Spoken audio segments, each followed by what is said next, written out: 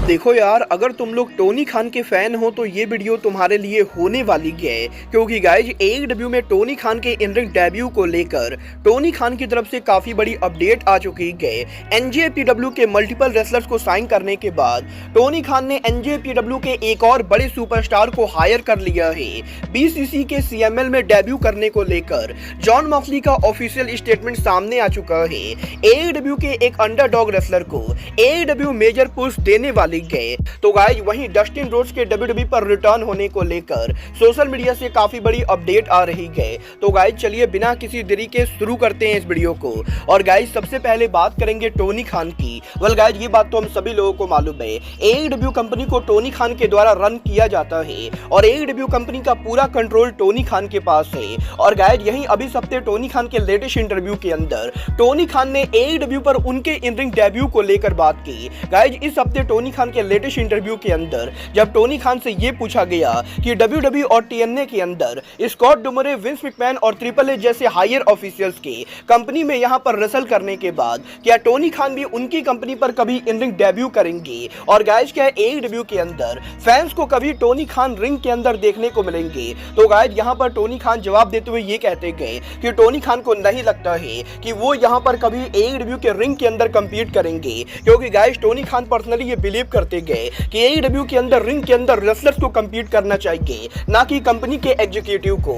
और गाइज अगर यहां पर टोनी खान चाहे तो वो यहां पर हल्की फुल्की ट्रेनिंग करके रेसल कर सकते गए, बट गाइज टोनी खान को नहीं लगता है कि उनके एईडब्ल्यू कंपनी में रेसल करने से एईडब्ल्यू कंपनी को कोई भी फायदा होने वाला है। और गाइज इसीलिए टोनी खान एईडब्ल्यू के अंदर फ्यूचर में भी कभी भी रेसल नहीं करने वाले गए। वेल आप लोग टोनी खान को एईडब्ल्यू के रिंग में देखना चाहते हो या नहीं, आप लोग मुझे कमेंट करके बताइए। बट गाइज जहां तक बात रही टोनी खान की, तो गाइज यही टोनी खान के एनजेपीडब्ल्यू के two of the biggest superstar will osprey और जे वाइट को साइन करने के बाद अब टोनी खान पॉसिबली ओकाडा को भी साइन करने वाले गए। बट गाइज यही रेन मेकर से पहले टोनी खान ने एनजेपीडब्ल्यू के one of the most valuable member Rocky रोमेरो को कंपनी पर हायर कर लिया है।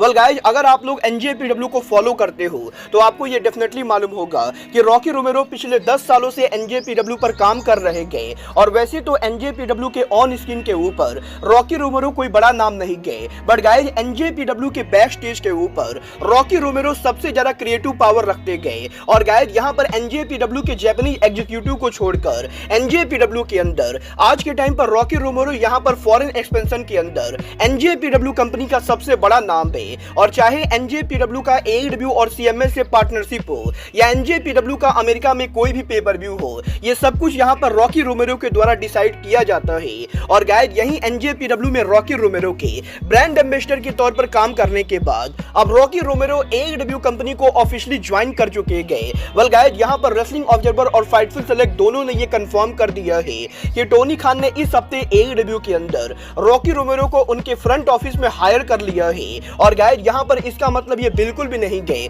कि रॉकी रोमेरो एनजेपीडब्ल्यू कंपनी को लीव करेंगे, क्योंकि रॉकी रोमेरो अब भी एनजेपीडब्ल्यू के अंदर डबल कॉन्ट्रैक्ट के अंदर काम कर रहे गए। बट गाइज अब यहां पर रॉकी रोमेरो एनजेपीडब्ल्यू के साथ साथ एईडब्ल्यू कंपनी के फ्रंट ऑफिस में काम करने वाले गए। और बात करें अगर यहां पर रॉकी रोमेरो के एईडब्ल्यू के फ्रंट ऑफिस जॉब की, तो गाइज बेसिकली रॉकी रोमेरो के इस जॉब के अंदर वो यहां पर एईडब्ल्यू कंपनी के पार्टनरशिप को हैंडल करेंगे और एईडब्ल्यू के अंदर किन रेसलर्स को साइन करना है और किन रेसलर्स को नहीं साइन करना है, इसके अंदर भी रॉकी रोमेरो की मेजर इन्वॉल्वमेंट होगी। वेल गाइज यहां पर एक बात तो मैं क्लियरली बोल सकता हूं, रॉकी रोमेरो का एईडब्ल्यू कंपनी को ज्वाइन करना एईडब्ल्यू को काफी प्रॉफिट देने वाला है, क्योंकि गाइज रॉकी रोमेरो वो बंदा हो सकता है जो यहां पर पॉसिबली एनजेपीडब्ल्यू में आने वाले और भी काफी सारे बड़े रेसलर्स को एईडब्ल्यू कंपनी के अंदर लेकर आएगा।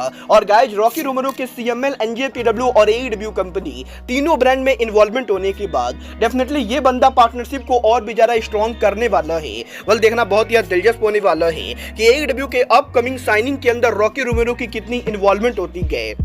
बट गाइज चलिए फिलहाल आगे बढ़ते हैं और बात करते हैं सीएमएल में बीसीसी के डेब्यू करने की। वेल गाइज ये बात तो मैं आप लोगों को ऑलरेडी बता चुका हूँ। एनजेपीडब्ल्यू के new beginning Osaka pay per view के ऊपर ब्रायन के जैक सेब्रे जूनियर से हार जाने के बाद ब्रायन ने एनजेपीडब्ल्यू के पोस्ट इंटरव्यू में ये टीज किया था कि पॉसिबली एईडब्ल्यू और एनजेपीडब्ल्यू दोनों में ब्रायन के जैक सेब्रे जूनियर को फेस करने के बाद अब ब्रायन उनका तीसरा मैच सीएमएल के अंदर लड़ सकते गए। और यही ब्रायन के सीएमएल में डेब्यू टीज करने के बाद अब आज यहाँ पर जॉन मॉक्सली के द्वारा उनके उनके लेटेस्ट इंटरव्यू के अंदर सीएमएल पर डेब्यू को टीज किया गया है। वेल गाइज, एडब्ल्यू ने उनके ऑफिशियल सोशल मीडिया हैंडल के ऊपर जॉन मॉक्सली का एक इंटरव्यू पोस्ट किया है, जहां पर बेसिकली इस प्रोमो के अंदर जॉन मॉक्सली यहां पर सीएमएल के रेसलर्स के एडब्ल्यू में आके बीसीसी पर अटैक करने को लेकर बात करते गए। और गाइज, यहां पर मॉक्सली ये कहते गए कि अगर यहां पर सीएमएल के रेसलर एडब्ल्यू में आके बीसीसी के ऊपर अटैक कर सकते गए तो गाइज बीसीसी भी सीएमएल के अंदर जा सकती गए। और गाइज, यहां पर मॉक्सली के लंबे चौड़े प्रोमो के अंदर जॉन मॉक्सली बेसिकली लगभग ये कंफर्म करते गए कि बीसीसी बहुत ही जल्द अरीना मैक्सिको में डेब्यू करेगी। और गाइज, मैक्सिको के सबसे फेमस अरीना मैक्सिको के अंदर बीसीसी जाकर सीएमएल कंपनी को डोमिनेट करेगी। और गाइज, यहां पर मॉक्सली के इस प्रोमो के बाद अब लगभग ये कंफर्म माना जा रहा है कि बहुत ही जल्द सीएमएल के रिंग के अंदर हमें यहां पर बीसीसी का डेब्यू देखने को मिलेगा। वेल गाइज, अगर यहां पर बीसीसी सीएमएल में डेब्यू करने वाली गए तो गाइज मुझे तो नहीं लगता है कि 24 फरवरी से पहले बीसीसी सीएमएल में डेब्यू कर सकती गए, क्योंकि गाइज यहां पर आने वाले 15 दिनों तक सीएमएल के रेसलर्स यहां पर जापान के अंदर होने वाले गए। और क्योंकि इस समय एनजेपीडब्ल्यू और सीएमएल के बीच में cross promotion fantastic mania show चल रहा है, तो गाइज इसीलिए आने वाले 15 दिनों तक जब तक यहां पर जापान के अंदर ये शो चलेगा तब तक यहां पर बीसीसी सीएमएल में डेब्यू नहीं कर सकती गए। वेल, देखना बहुत ही दिलचस्प होने वाला है कि एनजेपीडब्ल्यू के फैंटास्टिक मेनिया के ओवर होने के बाद जब सीएमएल के रेसलर मैक्सिको वापस जाते गए तो गाइज यहां पर फरवरी के एंडिंग के ऊपर बीसीसी अरीना मैक्सिको में डेब्यू करती है या नहीं। बट गाइज, चलिए फिलहाल आगे बढ़ते और बात करते हैं एडब्ल्यू में क्वीन अमीनाटा के फ्यूचर की। वेल गाइज, ये बात तो आप सभी लोगों को मालूम होगी, पिछले 1 महीनों से एडब्ल्यू के डायनामाइट और कोलिजन दोनों शो के ऊपर हमें यहां पर क्वीन अमीनाटा के काफी सारे मैचेस देखने को मिले गए। और वैसे तो क्वीन अमीनाटा के हर मैच के अंदर क्वीन अमीनाटा को हार का सामना करना पड़ा है, बट गाइज इसके बावजूद भी एडब्ल्यू के अंदर 2024 में क्वीन अमीनाटा को मेजर पुश मिलने वाला है।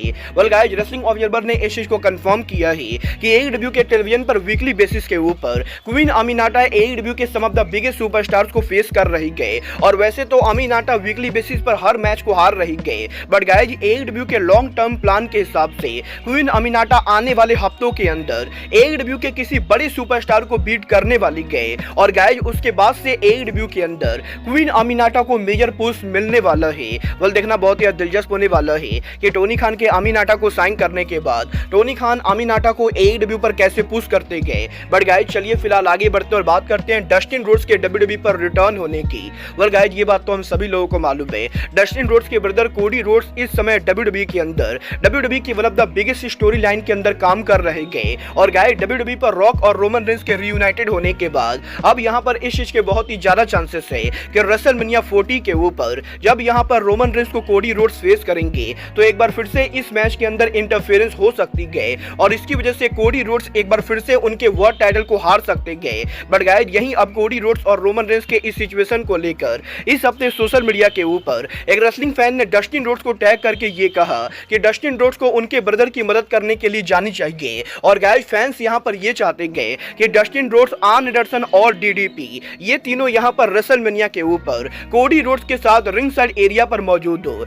जिसकी वजह से कोडी के मैच के अंदर ब्लड लाइन के किसी भी मेंबर की इंटरफेरेंस ना हो। और गाइज, यहीं इस फैन के डस्टिन रोड्स से ये डिमांड करने के बाद कि वो यहां पर रेसलमेनिया पर कोडी के साथ हो, अब डस्टिन रोड्स ने इस फैन के ट्वीट को लाइक किया है। और डस्टिन रोड्स ने डायरेक्टली कोई रिप्लाई तो नहीं किया है, बट गाइज डेफिनेटली कहीं ना कहीं डस्टिन रोड्स इस चीज को सपोर्ट कर रहे गए। वेल गाइज, अब यहां पर ये पूरी तरह से टोनी खान के हाथ में है कि वो यहां पर एडब्ल्यू के कॉन्ट्रैक्टेड रेसलर को रेसलमेनिया पर जाने देंगे या नहीं। वेल गाइज, मुझे लगता है टोनी खान को डेफिनेटली डस्टिन रोड्स को जाने देना चाहिए, क्योंकि गाइज करंटली कोडी डब्ल्यूडब्ल्यूई के अंदर उनकी बिगेस्ट स्टोरी के अंदर काम कर रहे गए। और अगर यहां पर डस्टिन रोड्स रेसलमेनिया पर रिंग साइड एरिया पर होते गए तो कोडी और रोमन रेंस की स्टोरी लाइन और भी ज्यादा जबरदस्त होने वाली गए। बट गाइज, अब यहां पर ये पूरी तरह से टोनी खान के ऊपर है कि वो यहां पर डस्टिन रोड्स को जाने देंगे या नहीं। वेल, आपको क्या लगता है, टोनी खान को डस्टिन रोड्स को डब्ल्यूडब्ल्यूई पर जाने देना चाहिए या नहीं? आप लोग मुझे कमेंट करके बताइए। बट गाइज, अब आज के इस वीडियो में बस इतना ही। मैं मिलता हूं आपसे अपने अगले वीडियो में।